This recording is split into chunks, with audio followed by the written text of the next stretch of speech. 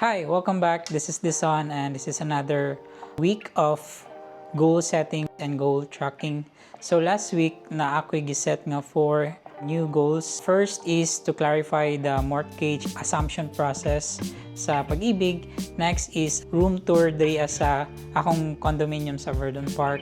Next is creation of magazine sa Bahrain this month na magazine, June edition. And the last one is the annual report design sa akong isa ka client sa Makati.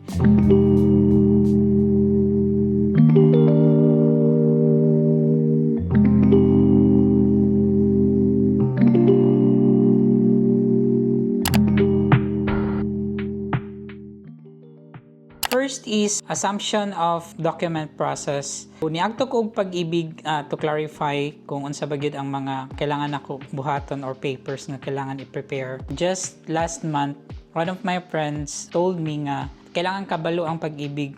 Mo gyud ang pinaka-importante kay if ever nga simba ko na ay may tabo sa ako wala ko'y makuha sa katong nga property. Supposedly, since ako na ang nagabayad o gi-assume na nako ang property, if ever nga na may tabo sa kuha ang insurance or any claims. And then basically, kung wala kabalo ang Pag-ibig, walay papers from Pag-ibig, technically sa first owner gihapon ang nakapangalan sa iya gihapon nakapangalan pero wala ko'y hold. So niagto kong Pag-ibig niya mo ni ako ang na-clarify sa property documents.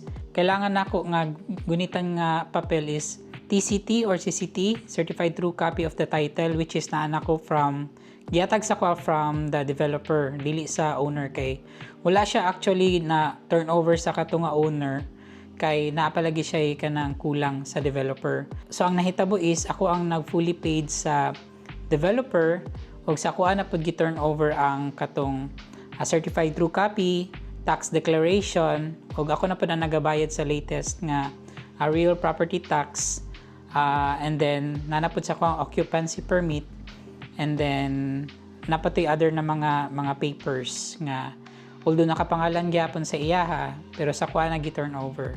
Sa karon sa Pag-ibig na side, ang kailangan nako sa Pag-ibig is latest nga statement of account, certificate of outstanding loan balance, copy of the original Pag-ibig housing loan documents, payment history or amortization records, o proof nga ang account is current o dili delinquent. Mo ay pinaka-importante.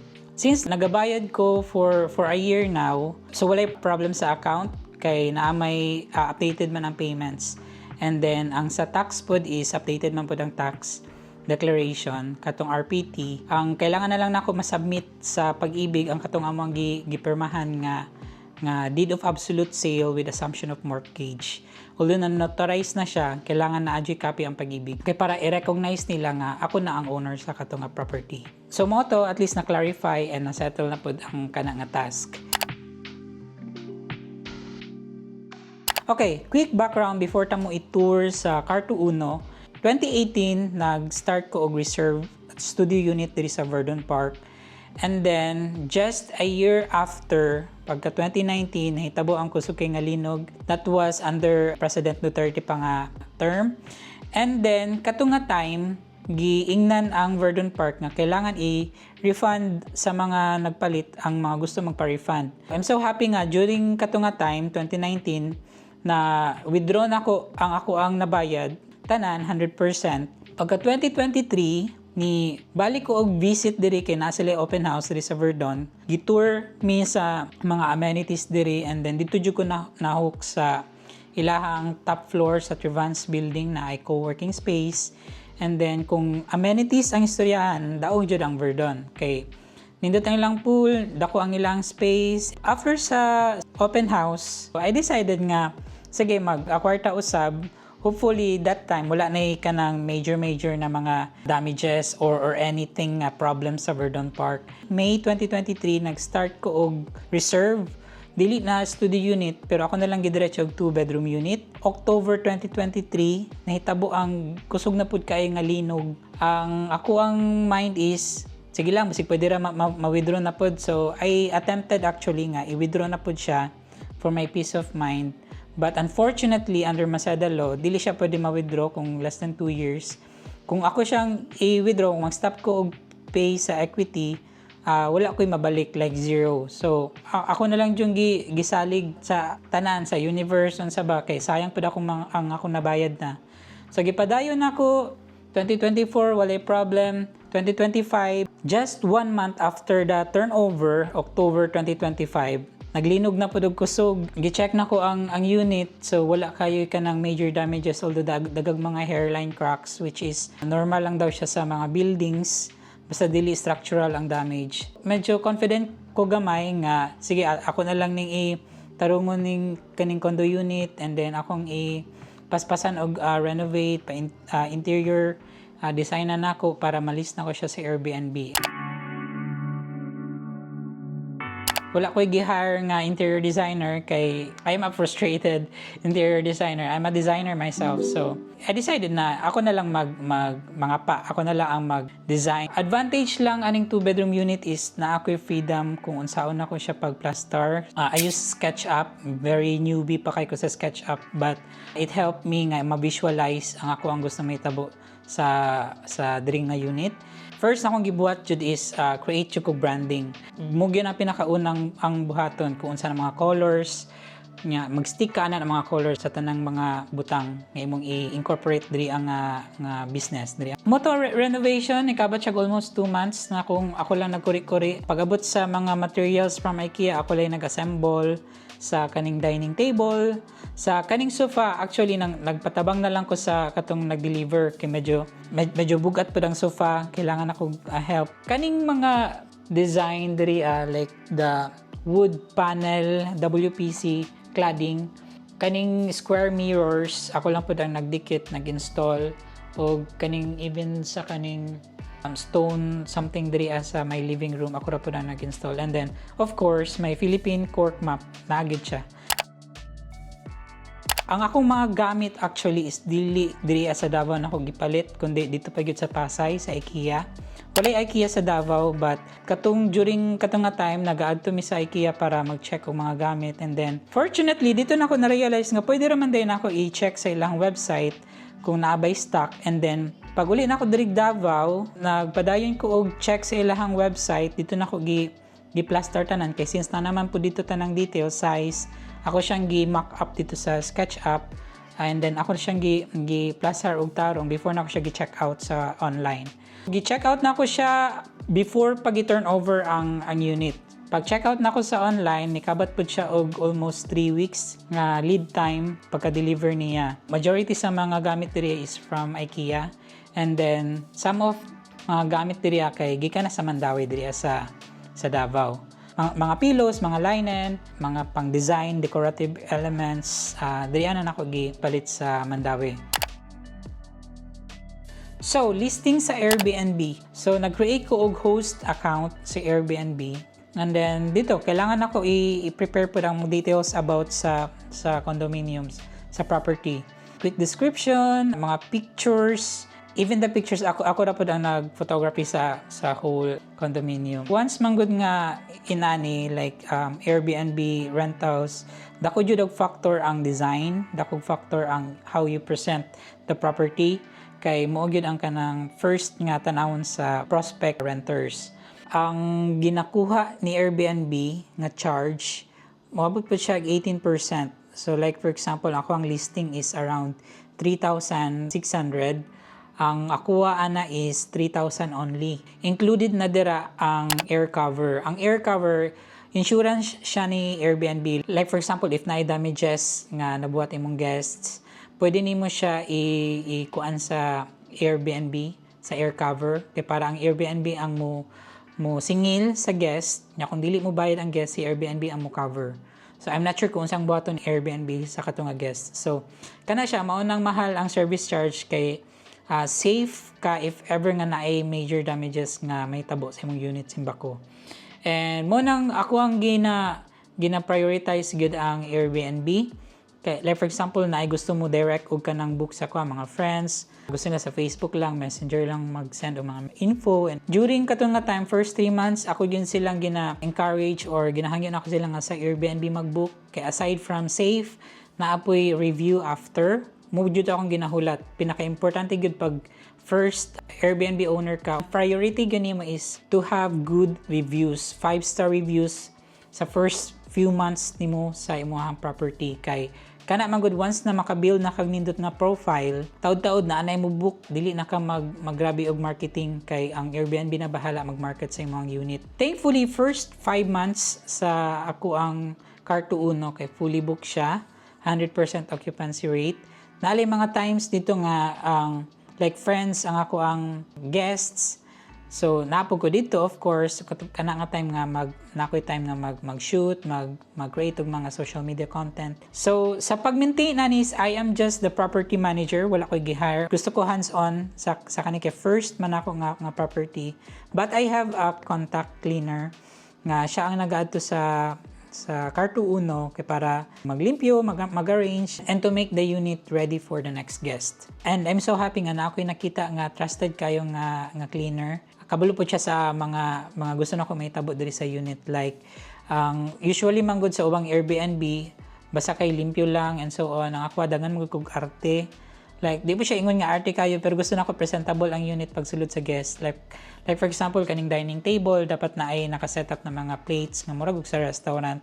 And then, ang guest kits as well, dapat naa, and then presentation sa towels. Like the hotels, naipaswan, naipashell, or any form sa towel. And then, speaking of guest kit, wala siya kayo sa ubang Airbnb, pero ako siyang gi-push nga dapat na-adyo kay guest kit nga mura jud siya hotel type. So muna ang guest kit, ako lang po nang nagbuhat ani, simple lang kayo.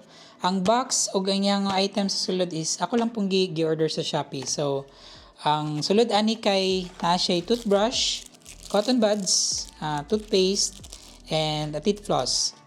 So kana lang, very simple essentials nga dako siya tabang if ever ang guest walay dala nga mga inani or nakalimot og dalag toiletries. So kaning guest kit, gibutangan pa nako like nana po diri ang thank you something and then QR code para sa akong Facebook page, kay of course kay para ma-check po nila ako ang other pages. Alright, earthquake update last June 8, 2026. Naigo diri sa Davao, magnitude I think 6.7.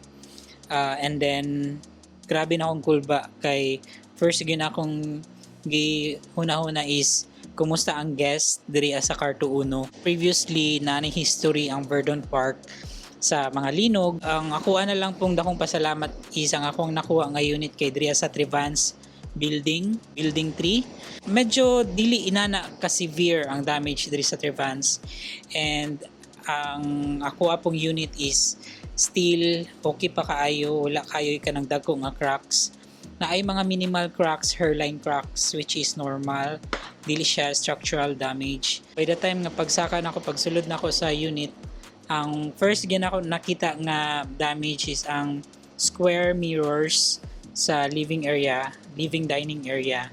And I'm thankful nga katura ang maingon ako nga major damage sa Car to Uno. I'm thankful nga safe tanan. Wala man gired tag pod ang Verdon Park, so okay lang ang structural something nila. Thankful ko nga dili na kadako nga damage. And punta last na to nga earthquake nga grabe jud ka kusog sa ako ang na experience. I made sure nga safe and secure gyapon ang unit. So it's given na pag magpalit ka og property or condo unit, nagyo na yung association dues. So 50 pesos times kung pila to ka square meter tanan mo na ako ang association dues. And aside sa association dues, kailangan pod i-bear in mind ang real property tax, RPT. Nagabayad kog RPT sa akong nabona sa Matina. Kunya diri sa Verdon mag-start na pud kog pay sa akong RPT. So given na siya nga every properties naadjug kay bayaran nga real property tax.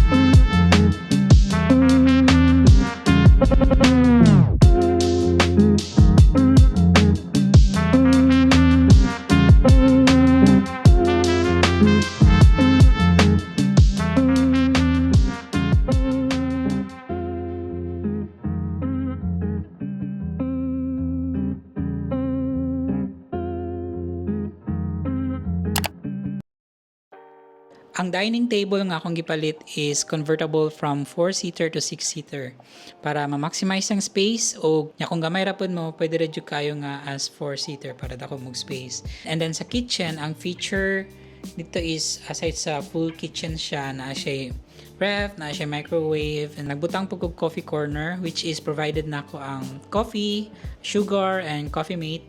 And then also sa kitchen, ang gibutang po nako is nag-provide nako daan og kaning toyo, suka, cooking oil, paminta, and asin. Pwede kayo makaluto. Ang aqua is induction cooker lang. Naay rice cooker and also provided the utensils and so on. And then sa living room, ang ako ang gibutang is sofa bed nga maka-accommodate og at least 3 ka tawo nga pag i-convert siya into a bed. Kunya, medyo dako siya actually. Wala ko nagdahong nani day siya kadako. Although na plaster siya sa kuang SketchUp, pero sa actual niya nindot jud siya. Ang ako ang na-realize lang is dapat siguro sa next nga ako nga Airbnb, dapat akong paliton nga sofa bed. Dapat leather day siya kay para dali lang siya limpyuhan. Unya, dali ra pud siya if ever nga naay mga stains, dali ra siya matanggal. Ang disadvantage lang gid sa leather is if naay kay pets, although ginabawal ako actually ang pets sa karon diri sa Carto Uno, especially if leather ang mga gamit kay pag ma-scratch wala tiway good. Pero ganahan ko sa sofa bed actually kay aside siya dako siya, convertible siya, presentable po siya, and then ang yung color is nahaon po siya sa kuang mga color terracotta. Sa toilet and bath naman wala kayo nako gi-renovate og taman-taman, although na ako design in mind sa future, pero sa karon wala na lang sana ako siya gibuhat kay medyo dako siya magastos. Maybe after a year akong i-renovate i-redesign ang CR kay sa karon as is lang siya kay na naman gud tanan like ang lababo and so on. Ang ako lang sang gibutang is shower curtain, but in the future gusto gyud na siya mo glass, and naana ko'y heater pud sa shower. And sa bedroom 2, I have double deck na bed. And nagbutang po ko og kanang working table. Gamay lang siya, cute lang siya kay I know nga daghan pog mga freelancers, mga nomad people nga usually nag-Airbnb, especially if dili taga Davao or even mga taga Davao mag-staycation para new environment, para new, sometimes ako as a freelancer nagabook ko Airbnb para lang dili ko permit sa balay para maka naay new environment, naay gamay nga motivation ba. And for the master's bedroom, so akong napalit nga bed frame is from Mandaue. Aside sa comforter, dapat na ako'y kanang ibutang nga cover sa comforter para dili ang comforter mismo ang labhan kay dako kayo gasto gyud sa laundry kay puro comforter akong gibutang diri. Ang ubang Airbnbs or even the hotels ang ilang gina-provide kay kanang habol lang gyud. Okay man ang comforter, mas ganang gyud sa comforter. Siguro magbutang lang jud kog cover like a duvet para ang katong cover lang ang labhan. Pero laban gyapon ang comforter every now and then gyapon. So sa master's bedroom, ma-access ang balcony. Ang balcony, medyo okay kayo siya sa kuha kay usually magod sa balcony sa ubang Airbnbs kay gamay. But then kani, dako ang balcony, mauna nakabutang ko ka ng cute kayo nga tables and chairs setup. Another feature dito sa Carto Uno kay ang TV. This is 65-inch LG QLED. Unya, ako siyang installan og Apple TV.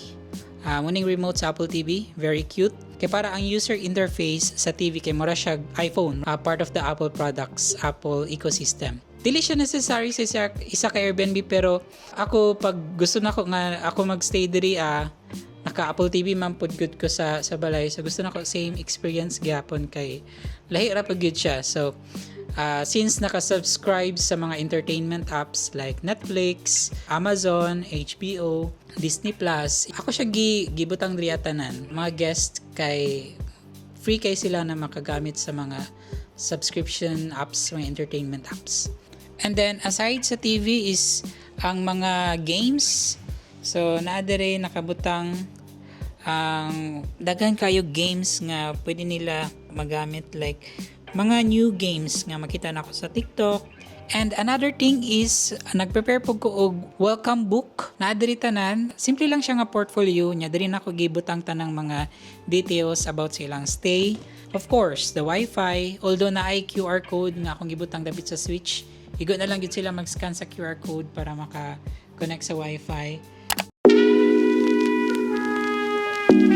Another goal nga ako na-achieve this week is ang June edition of Borrowing This Month magazine. Kanina magazine, nag-hire ko nila last year and thankful ko nga nagdugay dyan ko and isa siya sa akong mga ganahan kay ko nga ginabuhat kay aside sa podcast editing, gusto po dyan ako visual editing. Kani kay magazine good siya. Dako siya nga magazine sa Bahrain. And thankful ko nga ganahan sila sa akong mga designs, playful designs. Nag-set ko kung sa dapat ang font size sa body, sa titles, kung saan pagdula sa mga images. Dili lang na ingon nga kanang naka-frame nga text, pictures, and then mo na dayon. Akong ginabuhat is na-difference ang layouting kaya as much as possible. Like for example, if the article is about travel, gina-make sure na ko ang layout nga mura po siya ka ng pang travel. So, if need na ko i-crop ang background or i-crop ang mga elements and so on, and then ang placement sa magazine. Playful siya in a way kay nagit kay creative freedom nga buhaton kay magazine man siya. Nakatuon ko og kaning layouting sa University of Mindanao, although akong course is accounting technology. I'm a student assistant and then ako ang trabaho dito is to lay out the tarpaulins, kung na top notchers, brochures sa the yearbook as well. So I designed the Vinta 2013 to 2015 yearbook. And dito nag-start ang journey as a layout artist. I used the InDesign. Dito po na ako nakatuon ang InDesign. And ang InDesign is specifically for projects nga dagang pages like magazine, annual reports, yearbook. If you decide nga i-change ang font style sa body or titles, isa lang nimo ka-click, isa lang nimo ka-change, ma-change na ta ng pages. Dili siya pareho sa Photoshop nga focus on photo manipulation and so on. I also finished one big project which is annual report of a big company. Ang difference na gyud niya actually is since annual report siya, I have to limit the creativity. Although kailangan appealing gyapon siya, but at the same time professional looking siya in a way nga ang text o ang pictures dili dagan og mga extra things nga buhaton kay para clear and presentable. Akong gibuhat lang is ang major difference niya is ang placement sa elements. And yeah, I finally send them the annual report. Niabot po siya like almost 100 pages. Dako siya nga project and then I'm just waiting for them to review and approve. If naa may changes, unta minimal lang. But yeah, I'm so happy nga na-practice gyapon nako ang pagka-designer nako, layout artist. Even though daghan kog mga ginabuhat sa life, like I'm in a real estate, I'm also a producer and editor of a podcast shows. Nagyapon ang graphic design and layout design. If you need help in terms of layout and graphic design services, you can contact me and then yeah, I will give you quotation and then I will also may have a call with you para ma-understand ako ang imong needs para mahatag po na ako ang mga insights. Alright, so this time, mag-set ko goals for next week. Dili lang kayo na ko i-pressure akong self kay para napukit time na magpahuway. But next week, ang akong iset nga goal is, isa na dito is ang world nga cork map. Muna siya ang prototype, akong pong gibutang diri sa Carto Uno. Pero wala pa yun ako siya na list sa kuwang Shopee. But yeah, ang ako ang kailangan buhaton is ma-finalize ang akong packaging plan, ang iyahang map guide, ang akong costing as well, and then kung saan ang mga sizes available. Another thing is we're going to Baganga, so probably mo na ang ako ang i-share next week. Ako ang experiences dito kauban akong mga high school friends. So, I think next week is just free week nga at least makapahuway ko gamay. And then, kailangan po na akong dagat kay para ma-refresh gamay. And yeah, that's it. Thank you so much for listening and watching this episode nga gispend yun ninyo yung time para matanaw. And I really appreciate it. Na may questions, don't forget to message me through Facebook or follow me through my social media. So, walang sa to and thank you. See you next week. Bye-bye.